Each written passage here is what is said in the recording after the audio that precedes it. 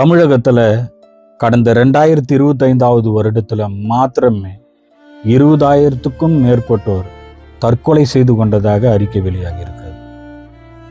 ஒரு தமிழ் சமுதாயமாக அது நம்முடைய மனதை கட்டாயமாகவே புண்படுத்துகிறது, காயப்படுத்துகிறது. ஏன்னா அது ஒரு நாளைக்கு சராசரியாக 65 பேர் தற்கொலை பண்ணிக்கிறதா நமக்கு சுட்டி காட்டுது. அது ஒரு சமூகமாக நம்ம தோத்து போய்கிட்டு இருக்கோமோ அப்படின்ற கேள்வியையும் நமக்கு ஏற்படுத்துது. முதலாவதாக நம்ம வேதாகம ரீதியாக தற்கொலை சரியா தவறா அப்படின்னு நம்ம பார்த்தோம்னா, வேதாகமத்தில் வெளிப்படையாக எங்குமே ஒரு நியாயப்பிரமாணமாக நீ தற்கொலை செய்யாதிருப்பாயாக அப்படின்னு சட்டம் நியமம் இல்லைதான். ஆனால் முதலாவது நீ கொலை செய்யாதிருப்பாயாக என்ற நியமம் மற்றவர்களை மாத்திரம் இல்லை, உன்னையும் கொலை செய்யக்கூடாது என்று தான் கொடுக்கப்பட்டிருக்கு. ஆகையினால தற்கொலை நியாயப்படுத்தப்படக்கூடிய ஒன்றா அப்படின்னு கேட்டீங்கன்னாக்கா கிடையாது. தற்கொலை சரியான முடிவான்னு கேட்டீங்கன்னாக்கா கட்டாயமாகவே கிடையாது. ரெண்டாவது, நம்ம தேவனுடைய சர்வ வல்லமைக்கு கீழ்ப்படிந்திருப்போமேயானால் நம்முடைய உயிரை எடுத்துக்கிறதுக்கு நமக்கு அதிகாரம் கிடையாதுன்றதை நம்மளே புரிஞ்சுக்கணும்.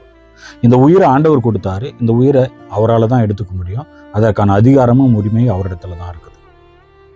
சரி, இதை எப்படி நம்ம சரி செய்யறது கிறிஸ்துவ சமுதாயமாய், தமிழ் சமூகமாய் அப்படின்னு கேட்டீங்கன்னாக்கா, நான் 3 முக்கியமான கருத்துக்களை நான் பதிவு செய்யணும். 1, குடும்பங்கள் அன்பான சுமூகமான இடமாக எல்லோருக்கும் மாற வேண்டும்.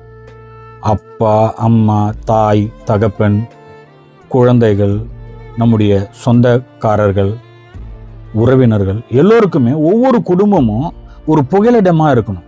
நம்ம வேலை செய்து திரும்பி வரும்பொழுது நமக்கு என்னதான் நமக்கு பிரச்சனைகள், ஒர்க் ப்ரெஷர் இருந்தாலும் வீட்டுக்கு வர்றப்போ நமக்கு ஒரு சுமூகமான ஒரு சூழல் இருக்கும் பொழுது நமக்கு மன உளைச்சல் குறைந்து நம்ம தற்கொலை உணர்வுகள் குறைந்தவர்களாக காணப்படுவோம். ஆகையினால வீடு சுமூகமாக இருக்கணும். 1. 2வது, சபைகள் இதை குறித்ததான முகாம்கள் நடத்த வேண்டும். சபைகள் இதை குறித்து விழிப்புணர்வுகள் சபையிலேயே செய்யணும். இறுதியா, இதுதான் ரொம்ப முக்கியமானதுன்னு நினைக்கிறேன்.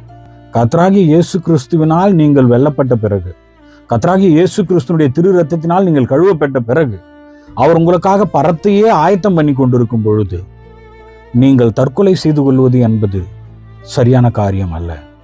என்னதான் பிரச்சனை வந்தாலும் சகோதரனே, சகோதரியே, நீங்க ரொம்ப மன உளைச்சல் இருப்பீங்கன்னாக்கா ஆண்டவர் சொல்றாரு, விட்டு விடாத, நான் உனக்காய் ஒரு மிகப்பெரிய திட்டத்தை வைத்திருக்கிறேன். ஆண்டவருடைய கையை பிடிச்சுக்கங்க, அவர் உங்களை வழி நடத்துவார்.